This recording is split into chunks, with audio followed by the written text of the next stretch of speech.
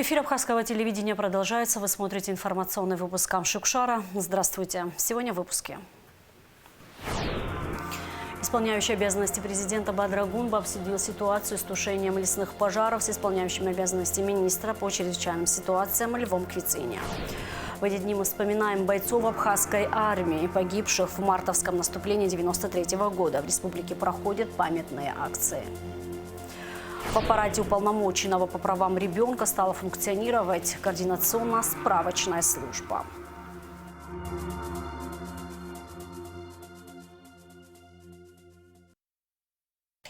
Исполняющий обязанности президента Бадыр Агунба обсудил ситуацию с тушением лесных пожаров с исполняющим обязанности министра по чрезвычайным ситуациям Львом Квициня. С 5 по 16 марта осуществлен выезд 102 пожарных расчетов. Общая площадь возгорания по всей Абхазии составила 500 гектаров, 300 из которых приходится на Чемчирский район. Лев Квициня подчеркнул, что причиной возникновения пожаров является человеческий фактор. Перед весенними полевыми работами крестьяне поджигают сухостой, что приводит к серьезным последствиям. Министр отметил, что в результате пожаров домовладения не пострадали. Накануне вечером в селе Яштхуа Сухумского района такая опасность была, но совместными усилиями противопожарной службы местных жителей пожар удалось локализовать. Исполняющий обязанности президента поручил министру держать ситуацию на личном контроле, оперативно информировать о предпринимаемых мерах. Гунба отметил, что государство окажет необходимую поддержку сотрудникам МЧС в обеспечении безопасности граждан и сохранения их имущества. 2025 год объявлен годом первого президента Абхазии Владислава Ардзинба. Указ подписал исполняющий обязанности главы государства Бадыр Агунба. В связи с 80-летием со дня рождения и в целях сохранения и приумножения исторической памяти выдающегося государственного деятеля, основоположника современного абхазского государства, первого президента Республики Абхазия, героя Абхазии, кавалера ордена Ахзапша первой степени Владислава Григорьевича Ардзинба постановляю объявить 2025 год в Республике Абхазия годом имени Владислава Григорьевича Ардзинба, говорится в тексте указа. В эти дни мы вспоминаем бойцов абхазской армии, погибших в мартовском наступлении 1993 года. Ровно 32 года назад абхазские соединения форсировали реку Гумиста, чтобы развить наступательную операцию по освобождению Сухума. Однако операция, начавшаяся в ночь с 15 на 16 марта, не имела успеха. После кровопролитных боев 17 и 18 марта абхазские части вынуждены были отойти на исходные позиции. 16 марта в селе Нижняя Шера прошла памятная акция. Организовал мероприятие Госкомитет по делам молодежи и спорту. Репортаж Шазины Ханагуа. Март 1993 года навсегда остался в истории абхазского народа скорбной датой. Это одна из самых трагичных событий в летописи Отечественной войны. Ни в одном бою наша армия не несла столь ощутимые потери. В те дни погибли более 200 бойцов. Несколько сотен получили ранения, больше 20 человек пропали без вести. Траурная акция, посвященная памяти бойцов, началась с возложения цветов к памятнику воинов Сухумского батальона в районе Учхоза.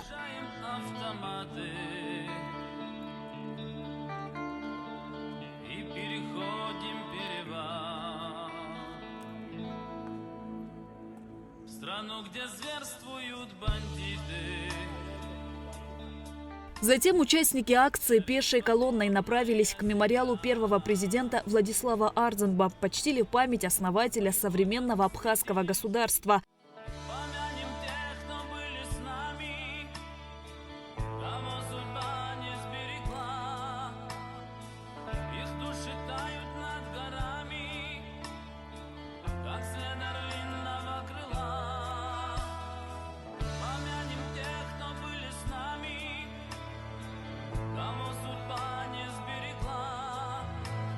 Цветы возложили к памятникам бойцов групп «Ветерок», «Кабардай», к памятнику жителям села Нижняя Шера.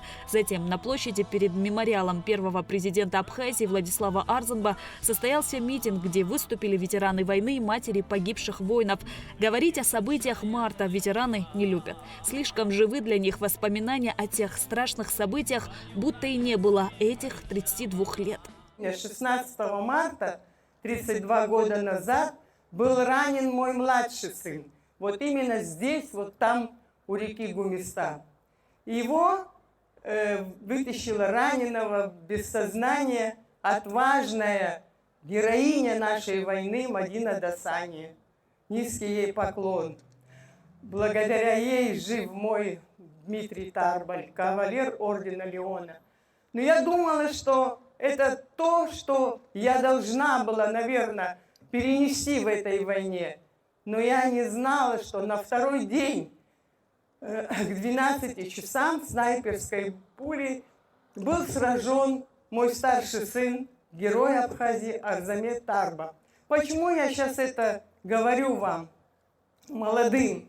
Помните, никогда не забывайте, потому что именно они хотели ваше счастье на этой нашей благословенной земле. Те ребята, которые в марте 1993 года остались на поле боя, они всегда не хватали нашей армии. Я могу со всей ответственностью заявить, если эти 222 спартанца были бы во время летнего наступления и сентябрьского нашего наступления, мы вместо 2 недель точно бы 10 дней нам надо было бы, а может и меньше. Это были слишком отчаянные ребята. Это люди, которые осознанно шли на смерть ради того, чтобы на нашей земле наконец-то наступил этот мир. На протяжении многих лет разговоры и размышления о неудачах и последствиях мартовской операции не смолкают. Мартовская операция вошла в историю как самое тяжелое наступление. Однако именно после нее абхазская армия успешно реализовывала поставленные задачи.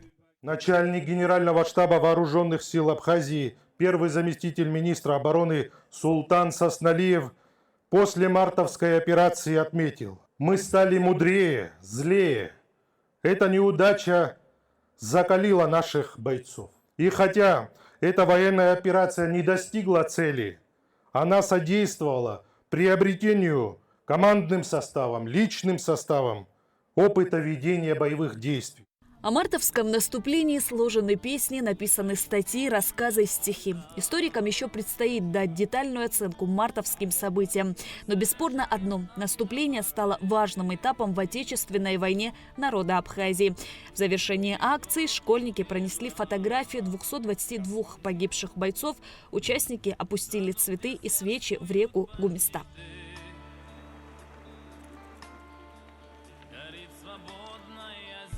Шазина Ханагуа, Асмат Гуня, Камила Джопуа, Абхазское телевидение.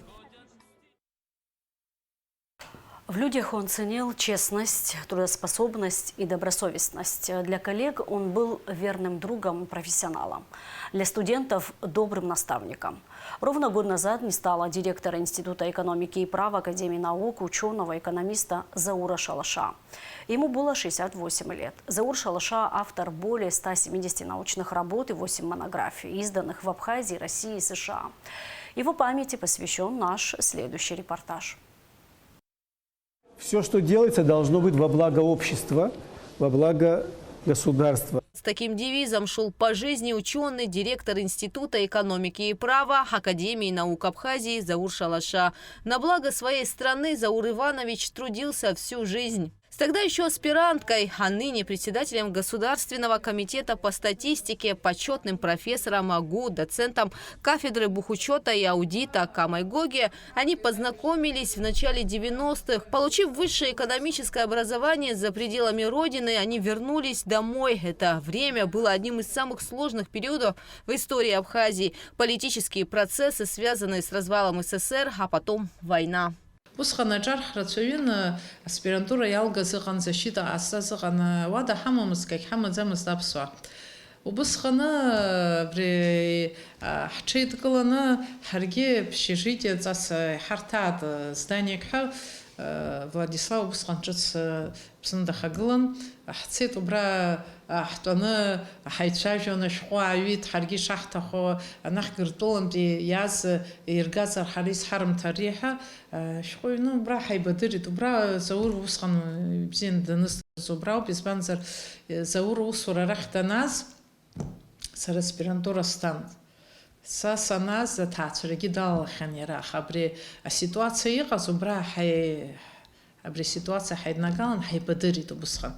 Аха уигь ҳарымҭаӡеит. Зны аирҳәа, нас мап рҳәа, нас такәмыӡакәа аибашьрагьы иалагеит. Сложные времена рождают сильных людей, и Заур Шалаша был одним из них. Законы и проекты, написанные им и коллегами при строительстве независимого абхазского государства, работают и сегодня.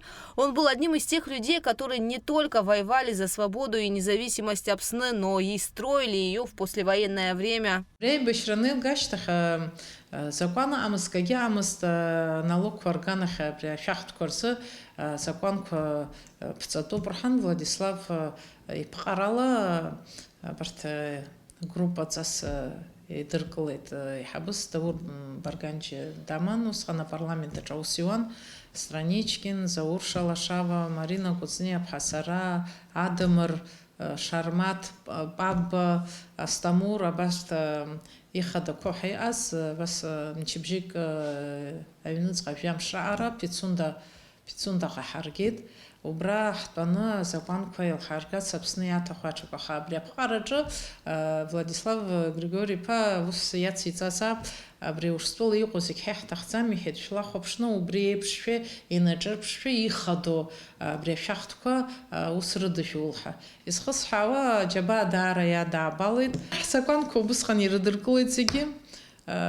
برفي خيجي وسرويد ورتا زكوان كوري أشاب سرخر كوكي وسق وباتشا كوبا خشام خمسة وبسخني حدا حكلس أوس دح ولس زكوان كوري ردركلس وبي خيجي وسلارو. Выходец из села Чулоу, Заур Иванович с отличием окончил факультет экономики и права Университета дружбы народов. Он также получил второй диплом переводчика-референта испанского языка. Институт экономики и права, в котором с самого начала Заур Иванович был директором, невозможно представить без ученого. Учреждением за все эти годы проделана большая работа. В послевоенное время он снова занялся наукой, защитил докторскую, потом вместе с коллегами начал восстанавливать университет. По его инициативе были созданы Институт экономики и права, Сухумский открытый институт. Заур Шалаша – автор более 170 научных работ и 8 монографий, изданных в Абхазии, России и США. Кроме того, ученый старался затронуть почти все направления – культуру, спорт, образование. Заур Шалаша был депутатом парламента Республики Абхазия второго созыва, возглавлял парламентский комитет по бюджету и экономической политике. Заур Иванович – автор множества законопроектов, принимал активное участие в разработке концепции социально-экономического развития Абхазии за 2005 год и стратегии социально-экономического развития Республики Абхазия до 2025 года. Шалаша выступал с научными докладами на многих научно-практических конференциях, проводимых в Абхазии и России. В людях Заур Шалаша ценил честность, трудоспособность и добросовестность.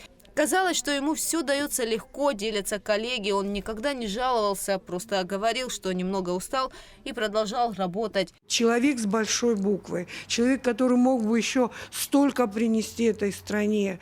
Очень жаль, что такие люди уходят. Нас и так мало. А такой человек, я его считаю Ломоносовым, человек, который вышел из села и достиг таких высот. Я думаю, что это непросто, но он это сделал себя сам. Думая о будущих поколениях, о молодежи, преподавая долгие годы в Абхазском государственном университете, а затем в Сухумском открытом институте, в становление которого Заур Шалаша вложил много сил, ученый прививал студентам любовь к науке, видеть потенциал в каждом своем ученике, помогать и поддерживать. Таким был Заур Иванович.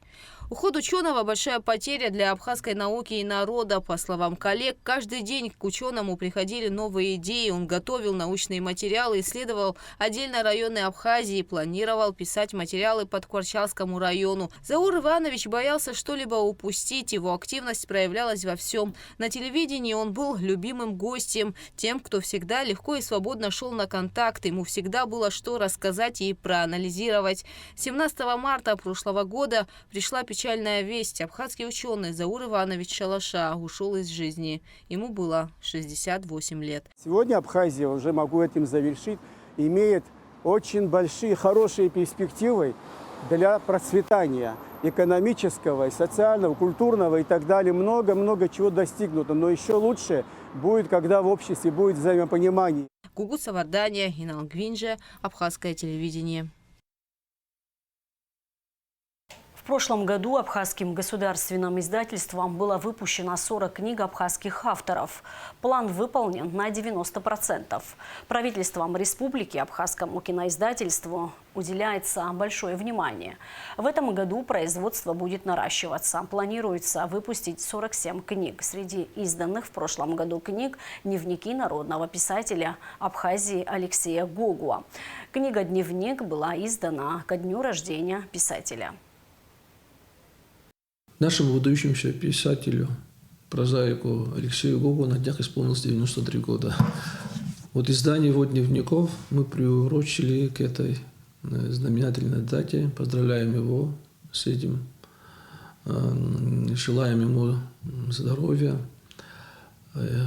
И эта книга «Дневники Алексея Гогуа» с 1993 по 2018 год. Это очень значимый отрезок в жизни нашей страны и увиденные события, которые происходили в абхазском государстве глазами такого писателя зоркого, умного, очень образованного, очень талантливого.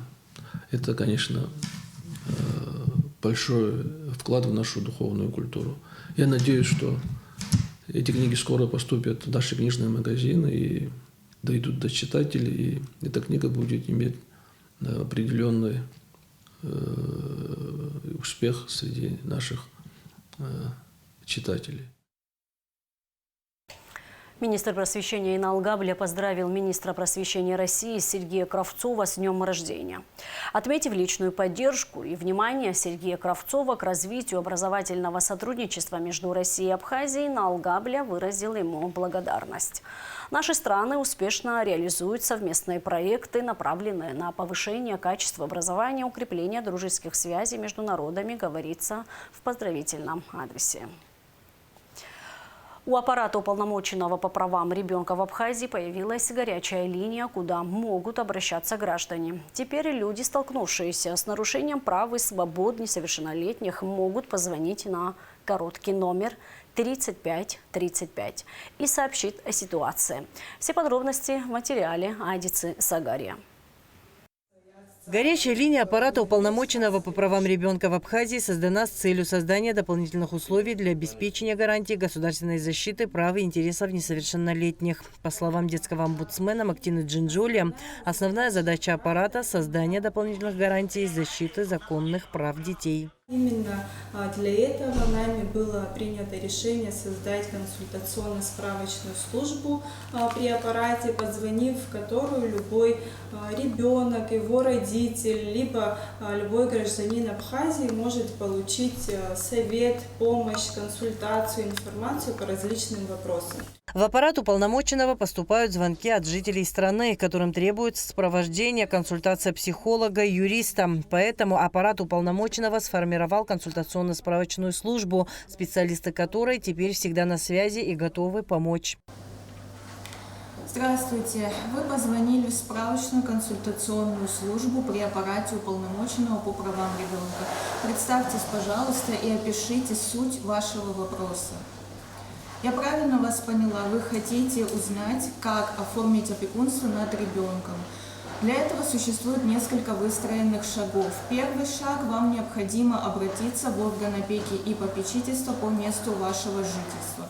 По словам Мактины Джинджоли, пилотный проект покажет необходимость работы в данном направлении. Главными информационными партнерами проекта являются сотовые компании «Амобайл» и «Аквафон», которые совершенно безвозмездно предоставили короткий номер для звонков. Необходимо набрать короткий номер 3535 в рабочие часы с 10 до 17 часов.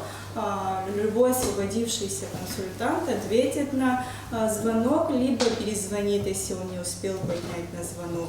С часу до 2 это время перерыва, в это время консультанты не будут отвечать на звонки, однако даже если в это время будут поступать звонки, естественно, они будут перезванивать, консультировать. Обращаюсь ко всем, кто меня слышит, если есть какая-то проблема, если это касается ребенка в особенности, не замалчивать, не справляться самому с теми задачами, с которыми вы не можете справиться, обращаться в консультационную службу. Мы обязательно окажем сопровождение, предоставим всю необходимую информацию и поможем в рамках возможностей аппарата и в рамках возможностей консультационной службы. Как отметила Мактина Джинджоли, все обращения граждан не остаются без внимания. В случае нехватки сотрудников для работы в координационном центре будет решаться вопрос увеличения штата. Адица Сагария, Ахрамичба, Абхазское телевидение. Новые камеры фото-видеофиксации начнут работать с 20 марта на республиканской трассе, сообщил начальник УГИ МВД Дамей Авицба. Дорожные камеры фиксируют превышение скорости, пересечение сплошной линии, отсутствие ремня безопасности и разговор по мобильному телефону во время управления автомобилем. Уважаемые автолюбители, напоминаем вам, что с 20 марта 2025 года на республиканской трассе начинают свою работу новые камеры фото-видеофиксации нарушений правил дорожного движения. Дорожные камеры нового образца фиксируют превышение скорости, пересечение сплошной линии, отсутствие ремня безопасности и разговор по мобильному телефону во время управления автотранспортным средством и другие опасные нарушения. От ПСО до Сухума на данный момент установлено 23 новые камеры. Они фиксируют нарушения в обе стороны. В ближайшее время еще 20 новых аппаратов фото- и видеофиксации будут установлены на участке трассы Сухум-Гал. Данная мера направлена на снижение числа ДТП. Как правило, на участках, где устанавливаются камеры, число аварий снижается в разы. Мы стремимся к нулевой смертности на дорогах. Призываем водителей быть внимательными и соблюдать правила дорожного движения. А сейчас прогноз погоды. По сообщению Гидрометцентра, 18 марта в Абхазии ожидается облачная с прояснениями погода, временами дождь, местами возможен туман, гроза. Температура воздуха ночью плюс 9-14, днем плюс 12-17 градусов, температура морской воды плюс 11 градусов.